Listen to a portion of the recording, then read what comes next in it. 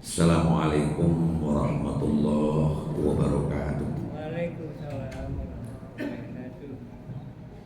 Alhamdulillahirabbil alamin alladzi akmalana min amali shalihi wal ulumi wal irfan.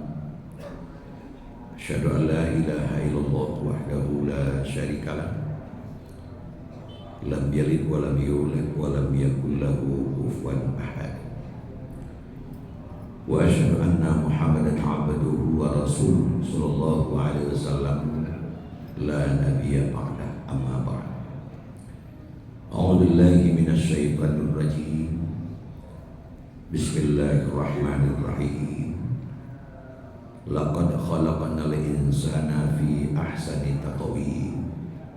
Tsumma radadnahu asfala safilin.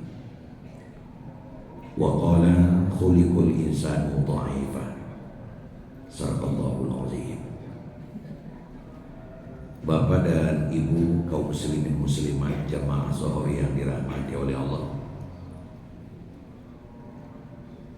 Rasul Muhammad SAW pernah menggambarkan bahwa rahmat karunia Allah itu sangat banyak, sehingga tidak mampu kita untuk menghitungnya. Ternyata Allah juga berfirman, wa in ta'uddu ni'matallahi la tuhsuha. Seandainya kamu menghitung rahmat Allah yang dicurahkan ke manusia, maka kamu tidak akan mampu menghitungnya.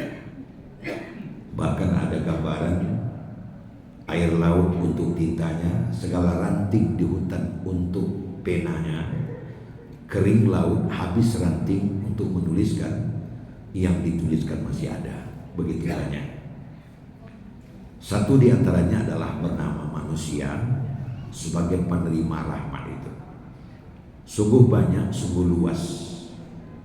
Oleh karena manusia adalah diberikan ruang dan kesempatan untuk mengelola seluruh rahmat. Allah sebutkan khalaqalakum ma fil ardi jami'an. Seluruh yang aku jadikan di bumi dan di langit dan segala isi adalah untuk manusia. Maka sebagai modal dasar agar manusia punya kemampuan untuk mengelola, Allah menciptakan kita manusia itu hidup tidak bisa terlepas dari kebersamaan. Artinya kita mengelola bumi ini, menghadapi hidup ini mesti bersama-sama. Karena dalam sisi ini manusia sangat lemah dan kerjaan sangat berat.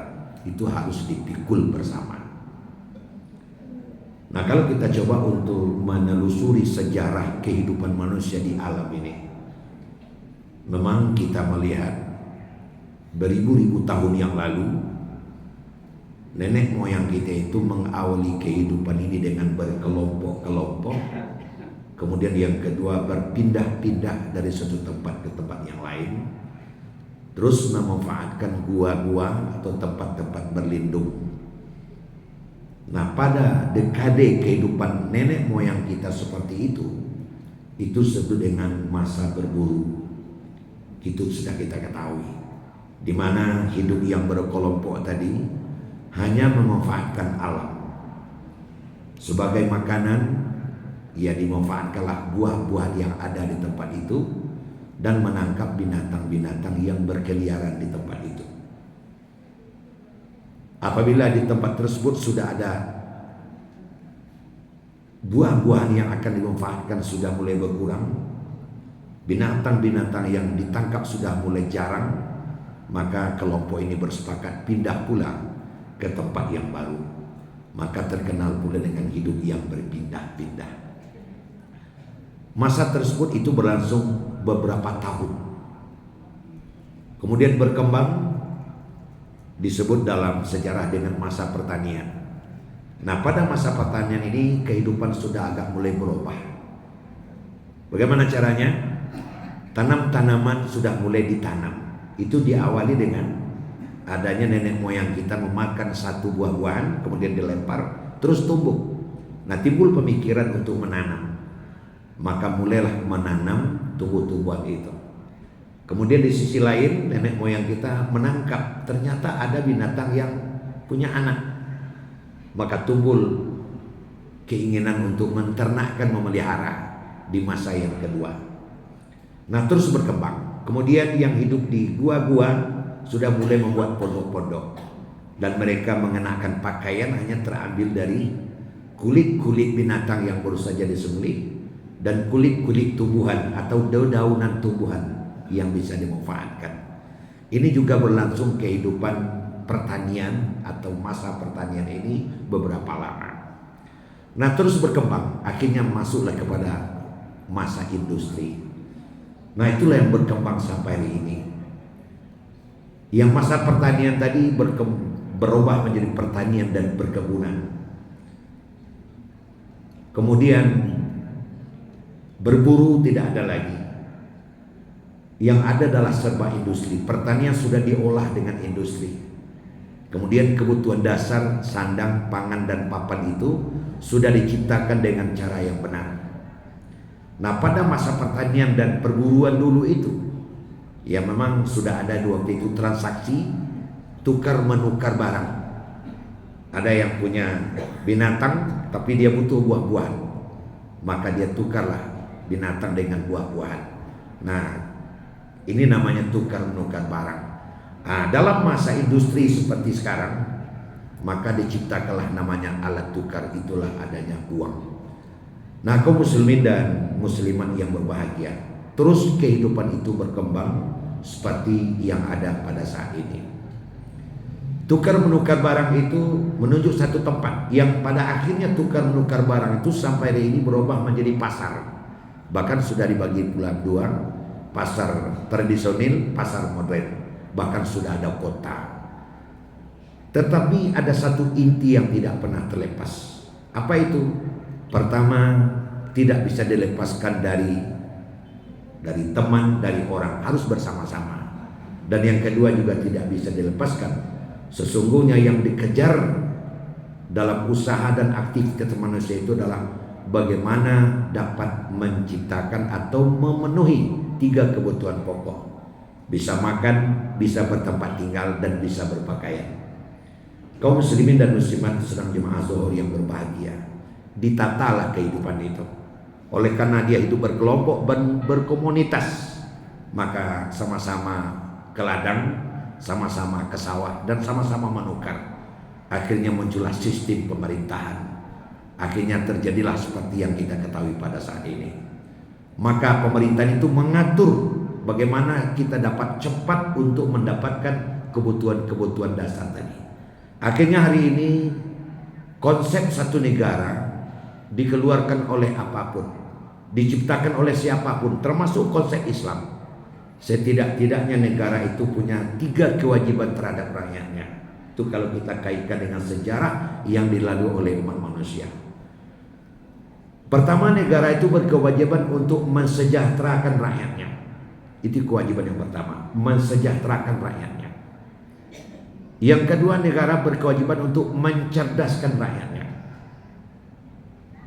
Bagaimana rakyatnya itu dapat mengajak pendidikan secara keseluruhan. Dan yang ketiga, negara berkewajiban untuk menciptakan rasa aman bagi penduduknya dalam menghadapi kehidupan.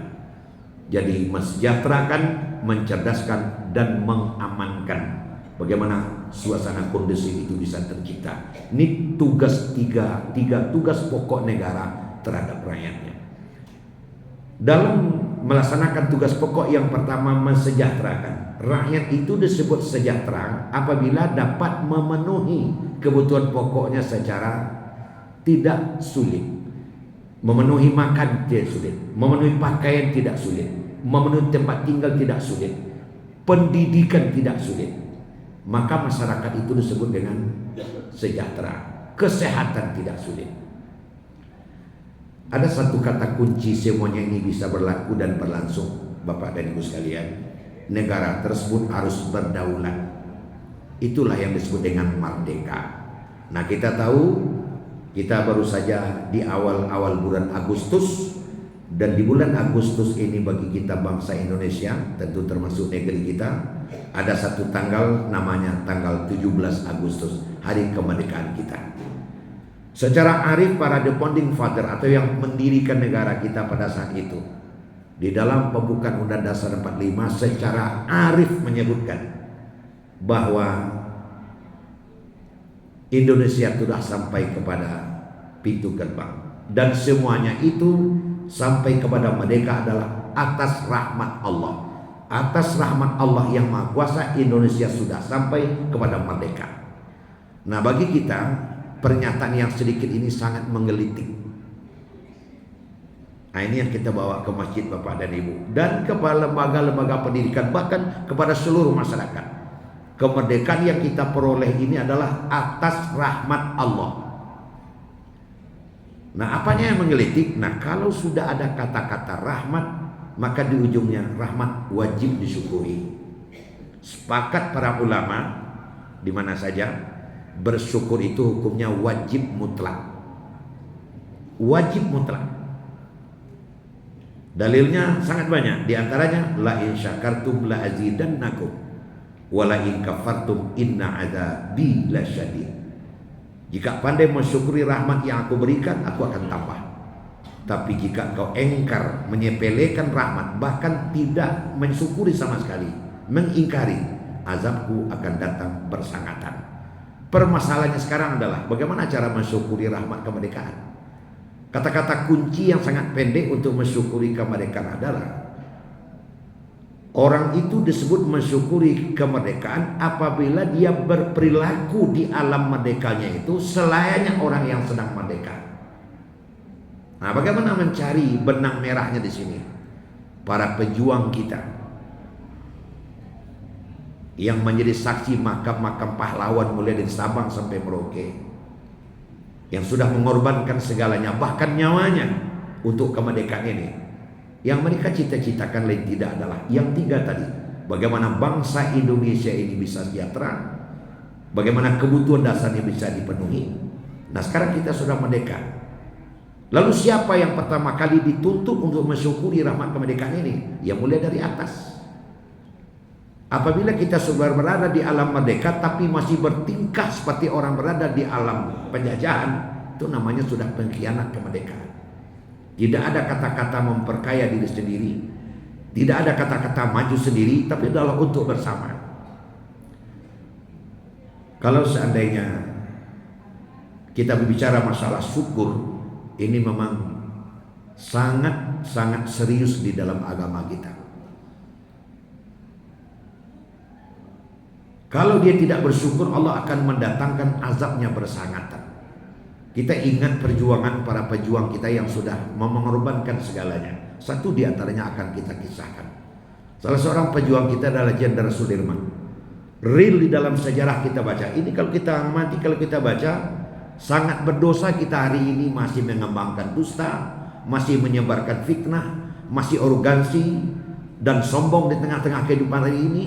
Kalau kita baca sejarahnya yang pendek ini, bagaimana dia mewariskan kepada kita kemerdekaan ini. Pada saat itu Jenderal Sudirman sudah sakit-sakitan, jantungnya hanya berfungsi sebelah. Demikian yang diinformasikan oleh dokter pribadinya. Tapi dia masih pergi ke medan perang. Di dalam medan perang, di tengah-tengah hutan, jantungnya hanya berfungsi sebelah, masih mengomandoi anak buahnya, maju, mundur, tembak, jangan tembak. Padahal dia sudah digotong kemana pergi, tapi masih pergi berperang karena ingin dan rindu sebuah kemerdekaan. Pertanyaannya adalah, siapa yang diperjuangkan oleh Jenderal Sudirman? Kok sampai segitu-gitunya? Apakah dia memperjuangkan istrinya, keluarganya, atau sanak familinya? Tidak. Dia memperjuangkan sebuah kemerdekaan untuk kita masyarakat Indonesia sampai hari ini. Oleh karena itu, berbuat dan bertingkah kita betul-betul sesuai dengan keinginan yang termaktub di dalam hati kecil para pejuang yang sudah syahid di medan perang. Oleh karena itu, kalau kita hari ini seorang pejabat, luruslah kita menjabat jabatan kita. Bagaimana cita-cita para pahlawan kita yang sudah berdarah-darah untuk menciptakan kelurusan ini? Kalau kita memegang suatu usaha, sebut sajalah kita berdagang, jadi kita atajirus suduk, pedagang yang jujur, karena kita sudah di alam merdeka. Kalau kita sebagai seorang guru, berikhlaslah kita mengajar bagaimana anak didik kita benar-benar menjadi anak didik yang berguna bagi orang tua, bangsa. Jangan asal terbayar hutang begitu saja, pokoknya gaji ini mau tiap bulan. Kalau itu yang kita lakukan, guru hanya bayar utang, para pedagang sudah banyak yang berdusta, para pejabat menyalahkan guna pejabatannya. Sebenarnya inilah pengkhianat kemerdekaan. Saya sedang tidak, dan kita semua sedang tidak berprasangka. Masih banyak kejadian-kejadian yang di luar nalar kita di tengah-tengah kehidupan kita hari ini. Kadang-kadang tak patut, tak mungkin, tapi faktanya terjadi. Apakah itu termasuk wala in kafartum inna adzabi lasyadid?